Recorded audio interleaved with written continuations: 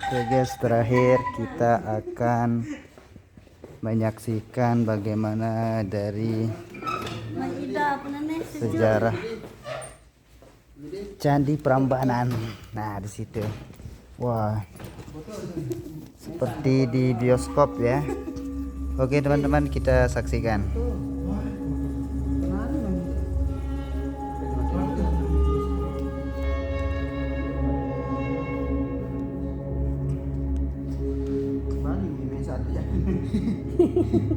Dia mele nih ibu dengan ini. Ada kisah di senja sunyi, lupa ditulis di atas kertas. Tapi cerita ini tak kunjung padat, akan tetap hangat diingat rakyat yang menghuni di kaki dan punggung Bukit Boko.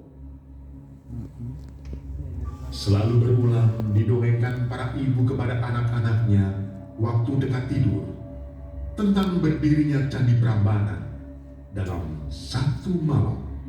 Oh, sama kayak Borobudur ya.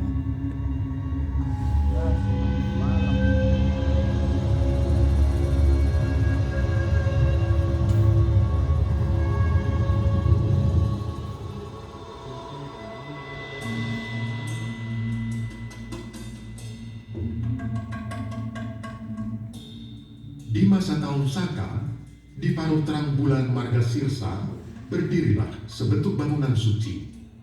Sri Maharaja Rakyat Pikatan, Raja Besar Dinasti Sanjaya, mulai membangun Candi Prambanan sekitar tahun 850 Masehi. Bangunan yang sangat megah, di mana di masa pembangunannya telah membelokkan jalan Sungai Besar di sebelah barat. Kuil besar yang dibangun sebagai kediaman Sang Siwa, sebagaimana tertulis dalam prasasti Siwagraha. Kompleks Candi Prambanan dibagi menjadi 3 tingkatan zona candi. Zona pertama disebut Burloka, adalah tempat terendah bagi makhluk yang fana, menggambarkan manusia masih terikat dengan hawa nafsu, hasrat, dan cara hidup yang tidak suci. Zona kedua bernama Buarloka, adalah alam tengah tempat bagi orang suci, resi, dan pertapa memanjatkan doa-doa. Di dalam halaman ini terdapat 224 candi perwara. Di alam ini, manusia mulai melihat cahaya kebenaran. Zona terakhir disebut Swarloka atau Swargaloka, adalah ranah tertinggi sekaligus tersuci tempat para dewa bersemayam. Di halaman paling dalam ini terdapat 3 candi utama atau candi Trimurti, yaitu Candi Siwa, Candi Wisnu, dan Candi Brahma. Di hadapan ketiga candi Trimurti itu terdapat 3 candi wahana, Candi Nandi, Candi Garuda, dan Candi Angsa. Di sisi utara dan selatan terdapat 2 candi api yang terletak antara barisan candi Trimurti dan candi wahana. 4 candi kelir dan 4 candi patok menjadi pelengkap dunia Swarloka di kompleks Candi Prambanan.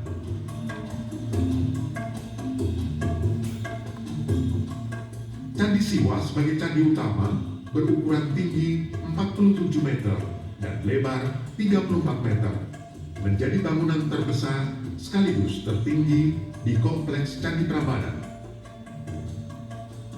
Di dalamnya terdapat 5 ruangan.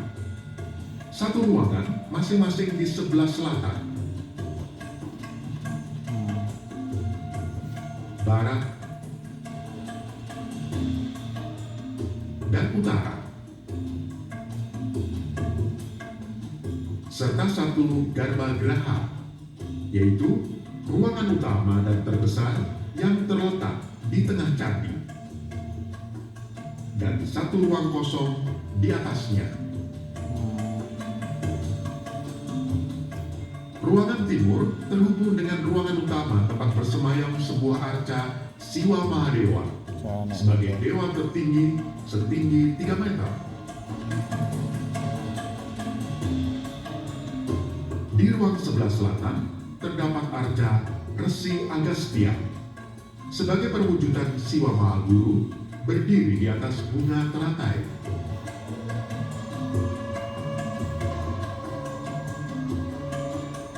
Arca Ganesha, putra Siwa, terletak di ruang barat. Oh, Duduk bersila di atas Padmasana dengan ujung belalai dimasukkan ke dalam cawan berbentuk tengkorak di tangan kiri. Di ruang utara berdiri arca Durga Mahisasura Mardini. Durga, istri Dewa Siwa, bertangan 8 dan berdiri di atas lembu nandi. Arca Durga yang sempurna ini dikenal sebagai penjelmaan Putri Prabu Boko. Dikisahkan dalam legenda Roro Jonggrang, seorang gadis cantik semampai yang dikutuk menjadi batu oleh pemuda Bandung Bondowoso. Candi Nandi berada tepat di depan Candi Siwa. Di dalamnya terbaring arca lembu Nandi menghadap ke barat. Di belakangnya terdapat arca Surya, sang dewa matahari berdiri di atas kereta yang ditarik oleh 7 ekor kuda. Dan di sebelahnya, Chandra, dewa bulan, berdiri di atas kereta yang ditarik oleh 10 ekor kuda. Candi Wisnu berdiri di sebelah utara Candi Siwa. Di dalamnya terdapat arca Wisnu dalam posisi berdiri di atas umpak berbentuk yoni. Di dalam Candi Brahma berdiri arca Caturmuka Brahma berwajah 4 di atas umpak berbentuk yoni. Masing-masing wajahnya menghadap ke arah yang berbeda yang melambangkan kekuasaan terhadap Catur Weda, Catur Yuga, dan Catur Warna.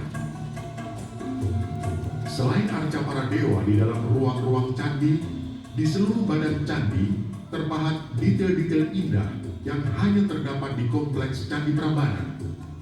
Hiasan ini berupa seekor singa di dalam relung, diapit 2 bidang berhiaskan pohon kalpataru, dan di bawahnya terdapat sepasang makhluk kinara dan kinari. Motif ini disebut sebagai motif Prambanan. Di area pintu ruangan candi juga terpahat hiasan Kala Makara. Kepala Kala dipahatkan di atas pintu masuk candi, sedangkan Makara terdapat pada bagian bawah pintu masuk. Motif ini diharapkan dapat menolak roh-roh jahat dan niat buruk yang akan memasuki candi.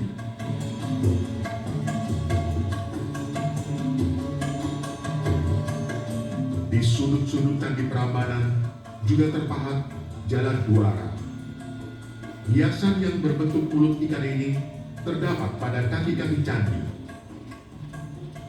Jalan duara yang berarti ikan ini berfungsi mengalirkan air hujan keluar candi.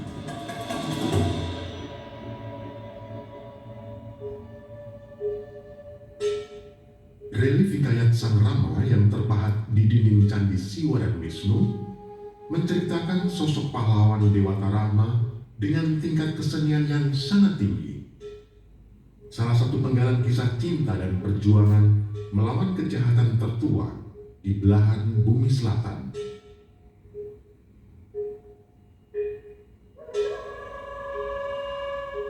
Matahari seakan tahu asmara dua anak manusia. Dikuatkan pancaran cahayanya, seakan menjadi hari musim asmara yang menaungi Rama dan Sinta. Rama tak habis-habis kekagumannya atas kecantikan kekasihnya. Rama dan Sinta mengembara di hutan Dandaka, ditemani Laksmana adik Rama. Dalam pengembaraannya, seekor kijang kencana hadir menggoda Sinta. Bulunya keemasan, tipis dan halus, cantik rupanya. Sinta meminta Rama untuk menangkap kijang kencana itu untuknya. Kijang kencana yang cantik ini ternyata tidak sejinak seperti dikira Rama. Ia lari melompati semak-semak. Serentak Rama mencoba menangkapnya. Rama tidak berputus asa untuk mengejarnya. Makin jauhlah mereka berdua dari tempat Sinta berada. Sinta menunggu kedatangan Rama dengan resah dan tidak sabar. Dan dari kejauhan terdengar rintihan suara seperti Rama. Sinta meminta Laksmana untuk pergi membantu Rama. Dengan berat hati, Laksmana berpamitan. Ia segera membuat lingkaran di sekeliling Sinta. Laksmana pergi, meninggalkan Sinta seorang diri.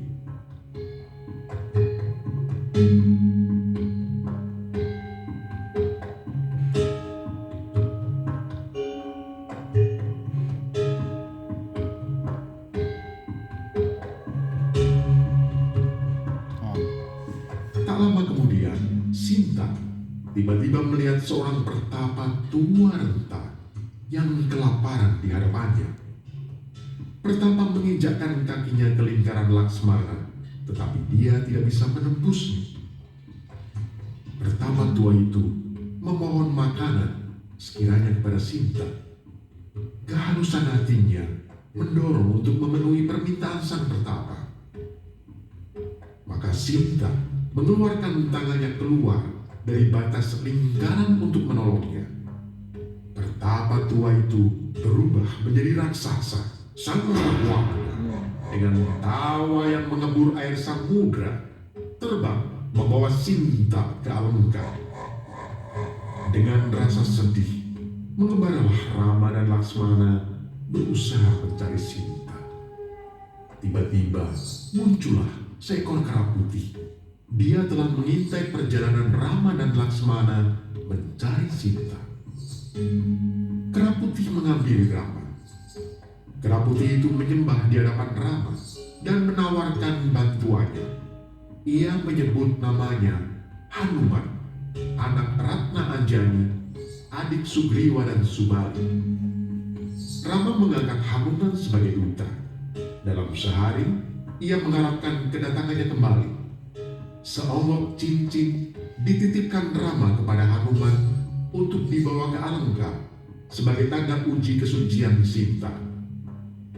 Secepat kilat, sang kera putih ini melesat di udara, jatuh di luar gunung Maliawan. Hatinya berkobar menyala akan segera menemukan negeri Alengka.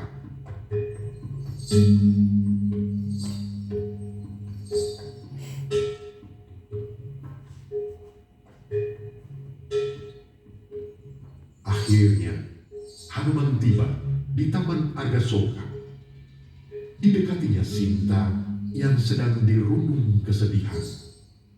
Hanuman menyembah Sinta, mengatakan bahwa dirinya adalah utusan Rama. Dia menyerahkan cincin, dan Sinta memakainya di jari manisnya. Sinta pun menitipkan aji undare agar disampaikan kepada Rama sebagai tanda bakti dan setia.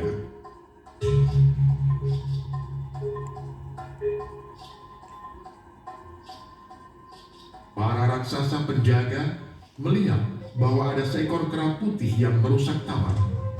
Beramai-ramai mereka berusaha mengejar dan menangkapnya, tetapi Hanuman dengan gesit selalu dapat menghindar. Dari kejauhan, Indrajit mengangkat anak panah naga pasa, sebuah panah yang dapat melilit sasarannya.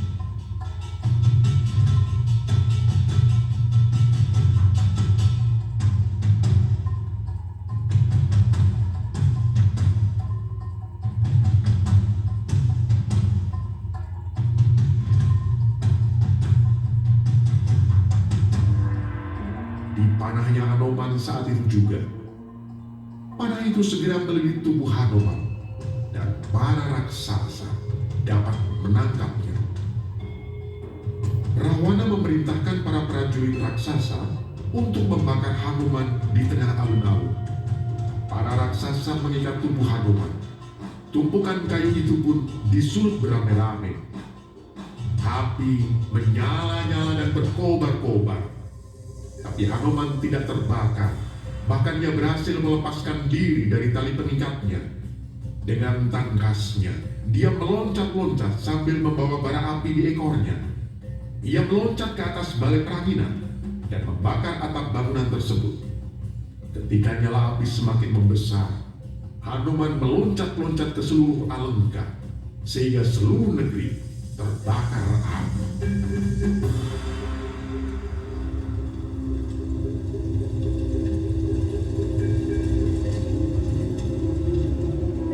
Bencana alam yang menyusul berakhirnya dinasti Sanjaya dan berpindahnya pusat kerajaan Medang dari Jawa Tengah ke Jawa Timur sekitar tahun 930 Masehi menyebabkan runtuhnya Candi Prambanan menjadi puing-puing dan tumpukan batu. 7 abad kemudian, di sekitar tahun 1600, reruntuhan batuan di tepi Kali Opak ini menarik perhatian para arkeolog Belanda. Pada tahun 1885, reruntuhan Candi Prambanan mulai dibersihkan.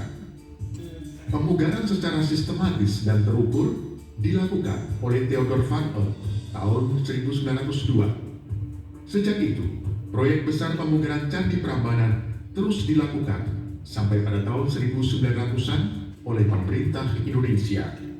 Pada tahun 1991, UNESCO menetapkan Candi Prambanan sebagai situs warisan dunia dengan nomor identifikasi 642. Sebagai respons penetapan itu, pada tahun 1992, pemerintah Indonesia mendirikan PT Taman Wisata Candi Borobudur, Prambanan, dan Ratu Boko yang diberikan tugas untuk mengelola taman wisata purbakala di Borobudur, Prambanan, Ratu Boko, serta kawasan sekitarnya.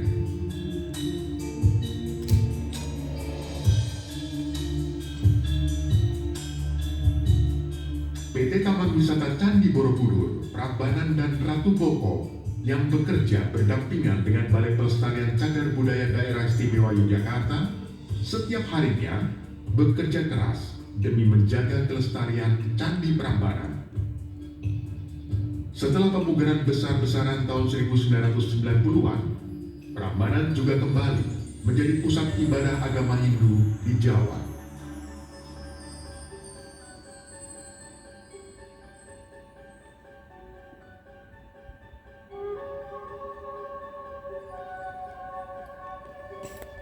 Selain sebagai situs warisan dunia saat ini, Candi Prambanan menjadi tujuan wisata utama di Indonesia. Setiap harinya, ratusan pengunjung menjejali setiap sudut candi.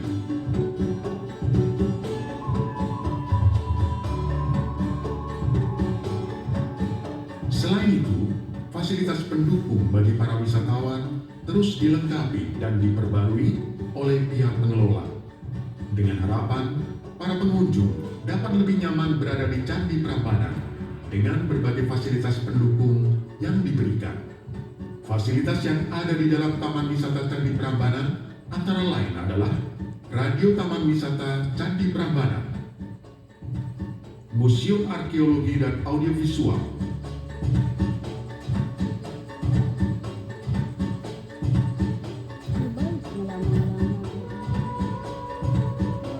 kereta taman, persewaan sepeda dan jalur khusus sepeda, serta ratusan rusa yang dipelihara di Taman Rusa. Bagi wisatawan yang berkunjung bersama keluarga, di kawasan Candi Prambanan juga terdapat taman bermain untuk anak-anak.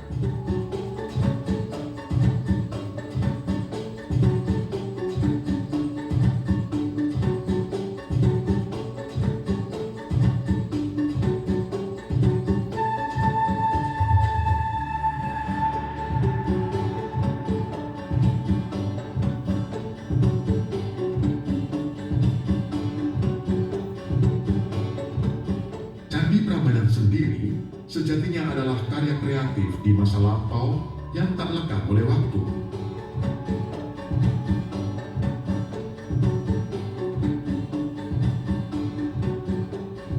seluruh jajaran staf pengelola Taman Wisata Candi Prambanan berkomitmen memberi layanan yang terbaik agar para wisatawan, baik asing dan domestik, mendapatkan pengalaman berwisata budaya dengan nyaman dan penuh kenangan.